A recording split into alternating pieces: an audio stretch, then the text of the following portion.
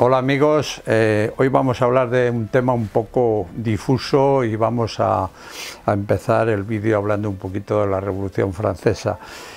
Como todos bien sabéis, la Revolución Francesa marcó un antes y un después claramente dentro de la historia, en la medida de que se acabaron pues, los regímenes tal y como existían anteriormente, con una estratificación social determinada y bueno, eso no vamos a extendernos porque ya lo conocemos todos más o menos.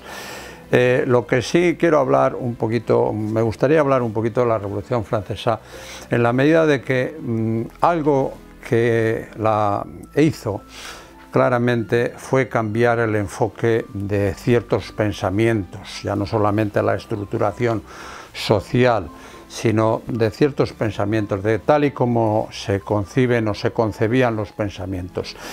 ¿Qué quiero decir con ello? Bueno, pues la Revolución Francesa hizo una reducción muy evidente de muchas cosas, de muchos pensamientos, en base a concretarlo, tenerlo más organizado, tenerlo más claro, tenerlo todo más presente, más fácilmente visible, etc. Pongamos un caso. La alquimia, por decir un caso, era un arte, y digo arte, no una ciencia, porque nunca se consideró ciencia. La ciencia realmente es una palabra que empieza con la Revolución Francesa.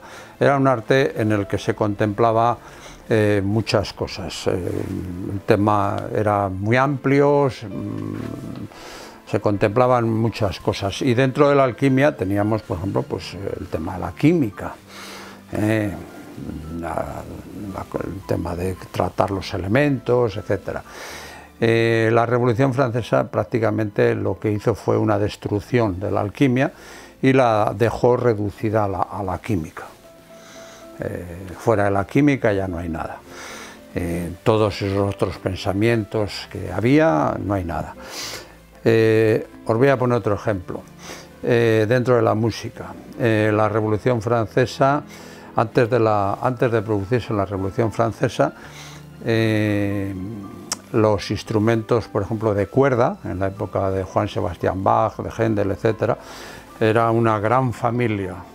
Había viola de brazo, viola de amore, viola de gamba, etc. De hecho, si cogemos las obras de Johann Sebastian Bach, lo especifica claramente. Si tiene que ser tocado con una viola de brazo o con una viola de amore. La familia de las flautas, por ejemplo, era una familia terrible, grande, enorme, a lo menos había 50 flautas. Y tal y como os he comentado, Johann Sebastian Bach lo precisa muy claro, qué flautas que hay que utilizar para cada obra que él escribe. La Revolución Francesa todo eso lo reduce de una manera drástica y deja, por ejemplo, los instrumentos de cuerda, los deja reducidos a 4, que son el violín, la viola, el violonchelo y el contrabajo. ¿Por qué? Pues porque estiman los ilustrados, los que escribieron la famosa enciclopedia, con Diderot al frente, estiman que con esos 4 elementos se cubre el arco, se cubre todo el espectro. La familia de las flautas, la reducción fue más drástica, porque lo dejan reducido prácticamente a una flauta, que es la flauta travesera, tal y como la conocemos hoy, porque es una flauta suficientemente dotada como para poder coger o tomar todo el espectro sonoro. ¿Qué quiero decir con todo ello?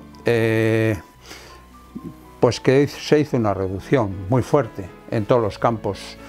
Se eliminó aquello que se consideraba accesorio, vamos a decirlo así, o no importante, y se redujo. Todo eso se ha traducido hoy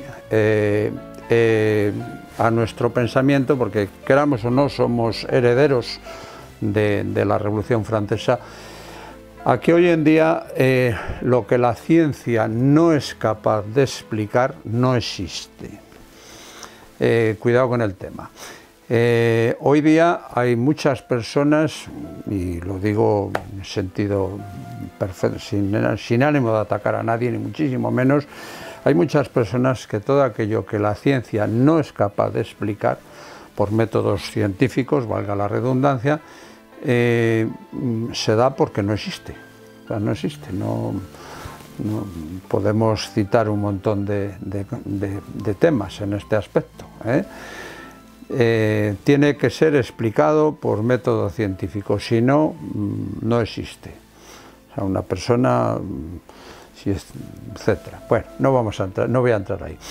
Me voy a centrar en lo que es el tema de la high-end y de los aparatos de música, que en definitiva es lo que todos compartimos a diario. Tema de un cable de red, por ejemplo, vamos a hablar de esto. Hay muchas personas, y vamos ya a decir cosas concretas, habiendo superado este preámbulo que quizás haya sido demasiado largo. El tema del cable de red. Hay muchas personas que piensan que un cable de red pues no hace nada, pues porque un cable de red, 2,5 milímetros, tantos vatios, tanta capacidad de amperaje. Bueno, pues entonces un cable de red de 2,5 milímetros tiene que ser igual que otro de 2,5 milímetros, además esto, lo otro, comentarios. Pues no es así, un cable de red afecta, y podemos poner dos cables de red que son idénticos, en la medida de que los parámetros científicos son idénticos, 2,5 milímetros, el teflón, el esto, lo otro, vamos, que comparten muchas características y que para un electricista serían iguales, el uno podría ser cambiado por el otro. Y lo ponemos a sonar y nuestro oído diferencia. Escucha la diferencia, se da cuenta de que hay una diferencia, lo percibe, hay una diferencia. Ahí está un poco el quiz. ¿Qué quiero decir con todo ello? Pues que no todo, la percepción humana y la percepción musical en particular, no todo es susceptible de ser medido acorde a la ciencia tal y como actualmente lo tiene controlado o lo tiene organizado. Yo que he sido físico, bueno, pues cogemos un cable de red y se limita a 3 variables, que era la phi, que no me acuerdo, que era el coeficiente dieléctrico, una cosa así, la longitud y la sección. Con eso ya estaba definida la resistencia. R era igual a phi por L entre S, ya estaba. Bueno, pues no es así, hay más, hay más. Es un poquito lo que he comentado antes, la diferencia entre la química, disculpad, y la alquimia.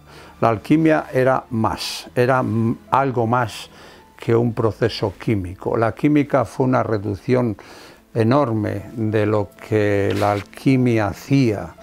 La química se redujo pues a la tabla periódica, los elementos, bueno, sí, está bien, que eso ya se hacía en aquella época, pero de reducción. Entonces, concluyendo, referido a lo que es los aparatos de música, siempre nos queda un poquito, o nos queda aún bastante, de algo que podríamos definir casi como mística o místico. No digo que un cable de red sea una cosa mística, sino que toda la conjunción de lo que es elaborar un sistema que suene bien, que sea bien sonante al oído, que sea armónico, que transmita, pues muchas veces no se reduce, o casi siempre no se reduce a bueno, pues un cable gordo, esto, lo otro, el amplificador potente, es que tiene más potencia, es que trabaja en clase A, es que son válvulas, es que... No, hay algo más. Y bueno, eso es un poquito, por eso hoy día también, pues quizás un poquito, una de las grandes diferencias que hay quizás con los años pasados, pues que ahora hay muchas personas que son más escépticos y como decía antes, pues todo lo que no sea medible, pues no es cuantificable, y realmente es así. Si no es medible, no es cuantificable, pero no quiere decir que porque no sea cuantificable sea perceptible, eso es así.